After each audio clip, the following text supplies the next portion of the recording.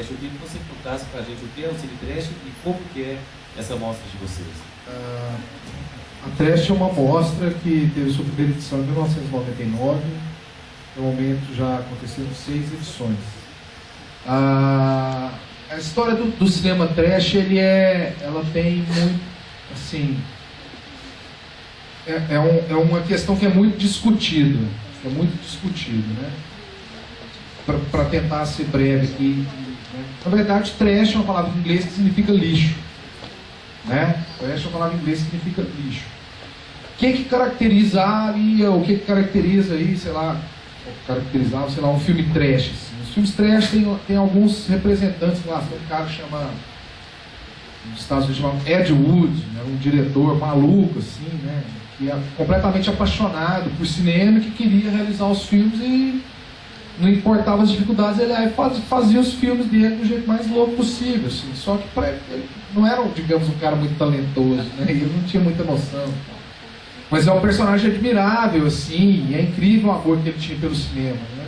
Virou um dos melhores filmes do Tim Burton. Tim Burton tem um filme biográfico sobre o Ed Wood, chama Ed Wood, vocês procurem na locadora, achem na internet. Vale a pena, é um dos melhores do Tim Burton. Sobre esse cara. E ele foi tipo como um pilar do filme trash, porque ele era um cara que era completamente apaixonado pelos filmes e fazia as coisas sem ter muita condição. Então, assim, um monte de absurdo assim, nas histórias, né? Assim, por exemplo, só para ilustrar, mas ele, vamos supor, né, tinha um ator famoso, foi muito famoso na década de 30 nos Estados Unidos, chamado Bela Lugosi, que foi o cara que fez o Drácula no cinema. E depois esse Bela Lugosi, assim, como ele tinha um sotaque muito carregado, ficou muito estigmatizado com papel e acabou se viciando em morfina. Então a carreira dele foi degringolando. E já no final da vida, o Ed Wood foi lá e pegou o Bela Lugosi, queria fazer uns filmes. Então ele fez lá um filme, por exemplo, pegou e botou o Bela Lugosi, fala aí um negócio aí, né, qualquer coisa aí. O Bela Lugosi falava um negócio e filmou. Passou um tempo, o Bela Lugosi morreu.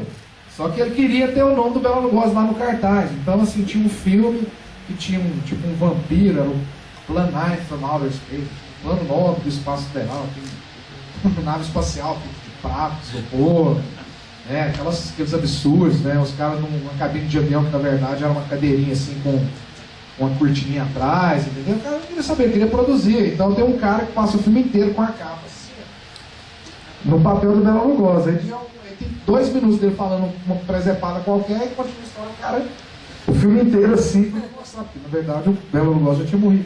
Então esse é um exemplo do cinema que é dito trash, que é um negócio que é muito divertido e tal. Bom, nos anos 90 no Brasil surgiu um movimento de realizador. Nos anos 90, assim, não é um negócio tão distante, mas hoje parece estar mais ou menos uns 500 anos atrás. Tem gente aqui que não... ainda era criança, na época e tal, não faz ideia, que o mundo, assim, não tinha internet, né? Não existia isso não. Você pode achar que, né, esse negócio assim de você tirar a foto e saber o resultado na hora, a foto não era isso não, né? O cara tirava a foto, tinha que mandar revelar, a foto era um tiro no escuro. Aí tirava a foto e depois o filme queimava. Assim, essas coisas são muito modernas, isso é muito recente. Então, assim, nos anos 90, o que acontecia? A produção audiovisual, ela tinha um problema, que era o seguinte: os fazer cinema era necessariamente, obrigatoriamente um negócio caro, grana, né? Revelar um filme em película é uma fortuna, o equipamento, a locação desse equipamento era uma fortuna, tudo era uma fortuna, entendeu? Então o que acontecia? Você tinha um cinema, digamos, vamos chamar assim, profissional, né? Que era o cinema que a gente via e tal, ou você tinha uns caras fazendo um filme na marra, de qualquer jeito, por exemplo, na época VHS, que era a grande inovação tecnológica. Então surgiu um bando de maluco no Brasil que fazia filme em VHS, né? E a ilha de edição, sabe qual que era? 2 videocassete. Então o cara tinha uma câmera VHS e tinha 2 videocassetes. Esse era o jeito do cara montar um filme. Eu filmava, assistia um, cortava no outro, né? Ia copiando para uma fita, né? Ia passando uma fita, não, então do segundo tal, até o segundo tal, aproveito. Então eu botava o REC, a fita 2 lá e gravava, ia montando filme. Era assim. Então, quer dizer, invariavelmente, quer dizer, uma produção de baixo orçamento tinha esse caráter de produção mal acabada, mal feita. E isso era o filme trash. E teve um monte de gente, um bando de pessoas, que assumiu isso e usou isso de forma criativa, né? Usou o limite como criatividade. Né? O limite, né, é um embaraço, mas ele também pode ser algo que impulsiona a criatividade. Na verdade, as invenções surgem assim, diante da dificuldade, né? Diante do limite é que você inventa. E aí, nessa época, né, eu sempre fui ligado com essas coisas que andam meio à margem, desse universo meio underground, blá blá blá. Eu conhecia todos esses realizadores e tal, falava, vamos fazer uma amostra de filme desse gênero, entendeu? E aí um bando de gente pegou as câmeras VHS e saiu fazendo filme. O que eu acho mais legal, de 99 pra cá tem, sei lá, tem o quê? 14 anos ali, né? Muita gente, tipo, que hoje atua no audiovisual de forma profissional, começou fazendo filme para tirar onda ali na trash. Porque o cara viu, putz, isso que vocês estão sentindo. Dá para fazer, meu, olha só o que eu fiz. Eu não sabia que eu dava conta, olha, é um absurdo. Sai daqui, vai para a cidade, não sabe nem o que vai fazer. E vira um filme. Então, olha só, é possível, e é cada vez mais possível isso. Antigamente, não, assim, também era possível, tanto que os caras faziam. Mas o resultado era invariavelmente, digamos, era engraçado, porque era ruim, e era propositalmente ruim, porque não tinha grana. Então esses caras, sei lá, tem um cara lá do sul que falava Peter Baerstock, ele fazia tipo, sei lá, esse filme O Monstro Legume do Espaço. Então os filmes eram esses, ele botava uns amigos dele, levava para uma chácara que o pai dele tinha lá, pegava sei quantos de linguiça, tipo de porco, mate, fazia filme de negro dando facada, e sujava, e pelado. O negócio era fantástico, assim, nos alienígenas de massinha, né? Essas coisas todas eram os filmes, e esses filmes, assim, eles circulavam, eles eram vendidos pelo correio, né? O cara saía matéria na Folha de São Paulo sobre essa produção, quer dizer, uma produção, digamos, de resistência, né? Que resgata um caráter primordial do cinema, de que cinema é invenção. É isso que cinema é invenção, né? O que os irmãos Lumière fizeram lá, o que o Méliès fez depois de forma muito mais radical é o quê? É invenção, né? Hoje, o que acontece? Não existe mais a desculpa para alguém não produzir audiovisual. A animação ainda é difícil, mas para não produzir audiovisual com o mínimo de qualidade.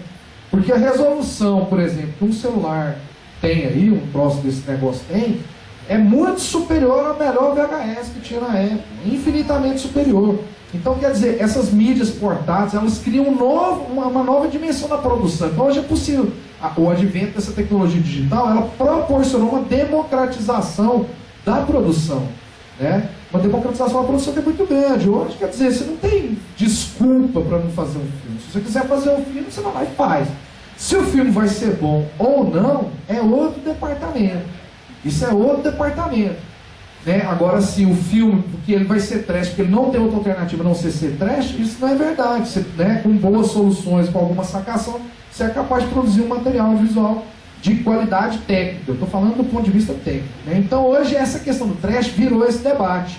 O trash é um gênero, o trash é não sei o quê, o que é o trash hoje? Né? Essa é uma discussão. Como gênero é aquele tipo de filme que é involuntariamente engraçado. O cara está fazendo um filme sério, achando que está arrebentando lá, e o filme é engraçado. Aí você acha, você pode rir, né? Era para ter medo, você rir. Né? Isso é o legítimo, digamos assim, legítimo filme trash. O Ed Wood não estava pensando em fazer comédia, ele estava levando muito a sério o que ele estava fazendo. Ele se comparava com o Orson Welles, falou assim, não, que dirige, roteiriza, produz, monta e atua, só tem eu e o Orson Welles no mundo. Nós somos pares, alma gente, tem base, né? Sensacional, né? Agora sim, né? Então, assim, hoje essa discussão do trash tá aí. Inclusive, assim, no Canal Brasil, houve uma série agora, né? De 5 episódios e tal, que é sobre isso, a produção do cinema trash no Brasil, né?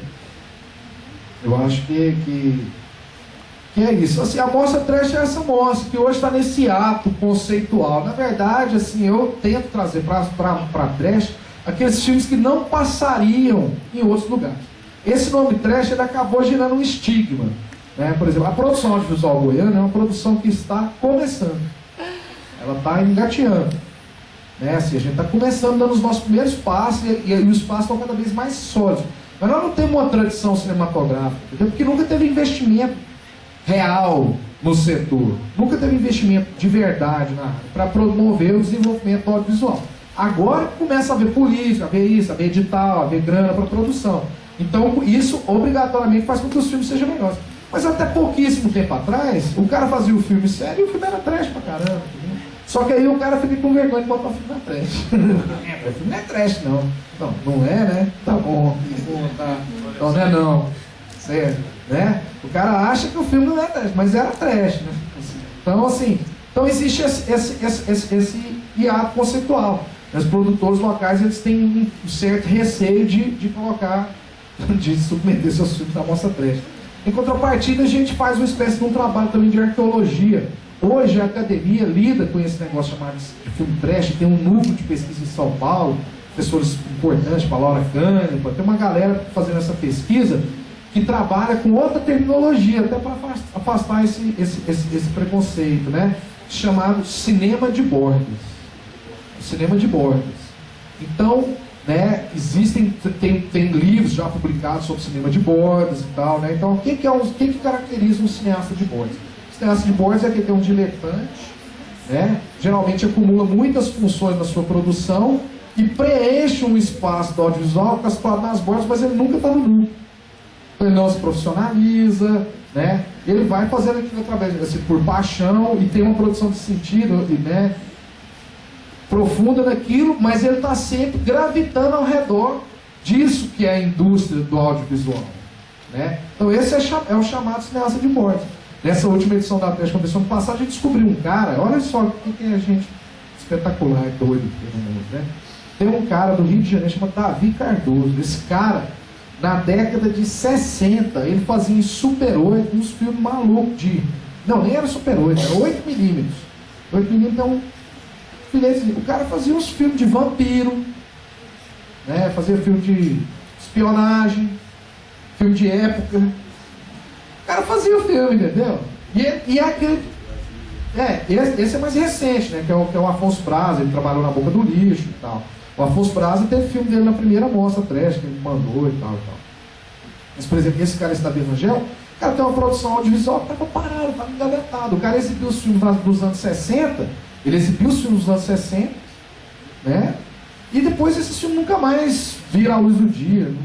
Ou o escuro da sala de cinema. Entendeu? Esses filmes nunca mais foram exibidos. Então isso é uma loucura. E você pensar que um cara estava fazendo filme de terror em 1960, 61, sabe? Só que o Zé do Caixão é depois ainda. É depois, né? São contemporâneos, mas o Zé do Caixão ainda tinha uma... O cara fazia isso super... Esse cara é tão maluco que ele assim, a produtora dele chamava Cristo Filmes. Depois, quando veio o VHS, esse 8mm foi muito ruim. Isso tá com nada não, acho ruim. Ele foi e fez os filmes, fez no VHS. Aí ele fez assim, A Vida de Cristo, uma época de 2 horas de duração. E teve outra assim, por exemplo, existia as novelas de rádio e tal. E uma que foi muito popular era o Jerônimo, o Herói do Sertão. Era muito popular isso, era um cara, tipo um cowboy brasileiro, blá blá blá blá blá. Bom, o fato é que é o seguinte, o Jerônimo tinha um disco assim, você comprava o LP que tinha a aventura do Jerônimo. Esse cara teve a capacidade de juntar uma galera, levar para uma fazenda, para uma cidade do interior. E fez o filme a partir do áudio. Ele tinha o áudio e ele fez o filme a partir do áudio. Então o filme, e agora? Estamos na selva, ou na padaria, com o Jerônimo sobre seu cavalo. Né? Porque, você ouvia e tinha narração. Então veio o Jerônimo e o moleque Saci, que é o capanga do Jerônimo, né? O moleque Saci e o moleque, Jerônimo, olha lá, o bandido tá no tiro, ixi, tem uma facada. E o cara botou os atores para dublar isso. Fez o filme em cima, é fantástico. Fantástico o negócio. O cara botou os atores para dublar. O final da história, o cara marca o outro no prédio, assim. Então...